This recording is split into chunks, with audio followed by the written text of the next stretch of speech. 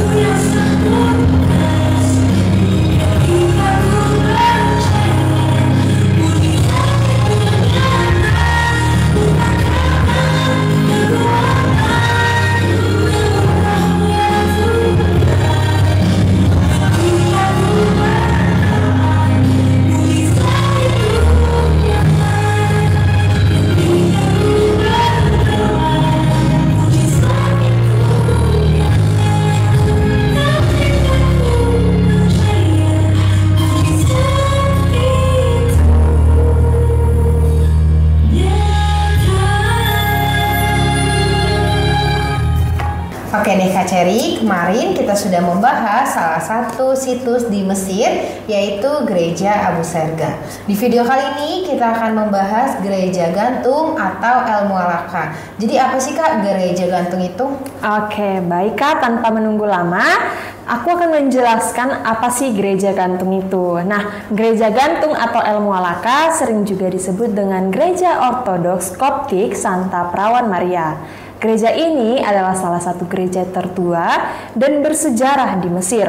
Gereja ini merupakan gereja Koptik yang paling terkenal di kota Kairo.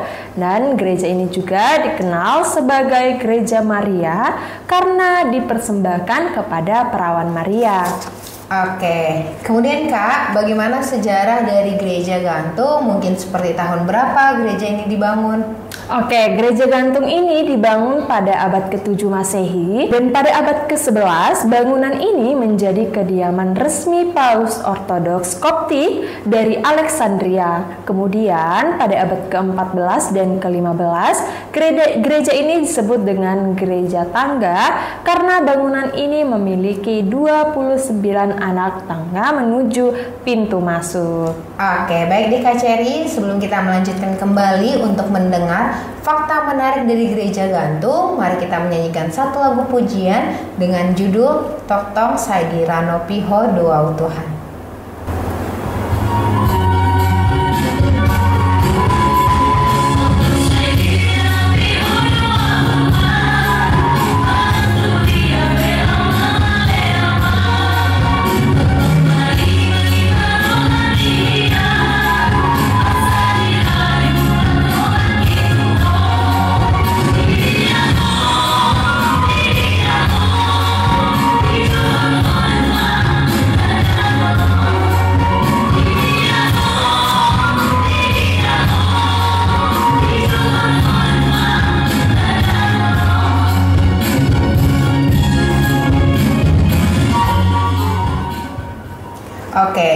Tadi kakak sudah menjelaskan apa itu gereja gantung dan sejarahnya. Kemudian kak, mengapa sih gereja ini disebut dengan gereja gantung dan apakah ada fakta menarik dari gereja gantung ini? Oke, baik kak, pertanyaan ini sangat bagus ya. Nah, mengapa gereja ini disebut dengan gereja gantung? Nah, gereja ini disebut demikian karena gereja ini dibangun di atas tanah yang ditunjang oleh tiang yang menahannya. Lalu hal itulah yang menyebabkan gereja ini disebut dengan gereja gantung. Nah, kemudian untuk fakta menarik lainnya, di bagian depan gereja terdapat mimbar yang ditunjang oleh 13 pilar yang mewakili Yesus bersama dengan ke-12 muridnya. Dan yang menariknya dari 13 pilar tersebut adalah terdapat pilar yang berwarna hitam yang berarti Yudas Iskariot dan yang berwarna abu-abu berarti si Thomas. Nah, di dalam gereja ini juga terdapat ruangan yang dipersembahkan kepada perawan Maria, Santo George, dan Yohanes Pembaptis. Nah, untuk bangunannya sendiri, salah satu bagian dari dinding bangunan tersebut memiliki desain kotak-kotak dan diperkirakan dinding yang memiliki motif salib tersebut berasal dari abad ke-13. Sebagian besar dari desain dinding interior dan eksterior tersebut merupakan karya dari seniman Armenia, yaitu Orhan Karabedian pada tahun 1777. Demikian nih kak, kisah dari gereja gantung tersebut. Wah, cerita yang sangat menarik ya kak, bagaimana kisah dari gereja gantung ini. Baik para penonton yang ingin mengunjungi atau melihat langsung gereja gantung bisa menghubungi Elatur untuk melakukan perjalanan wisata rohani bersama Elatur. Baik para penonton, sebelum kita menutup video kali ini, kita akan menyanyikan satu lagu pujian dengan judul Hari Ini Kurasa Bahagia.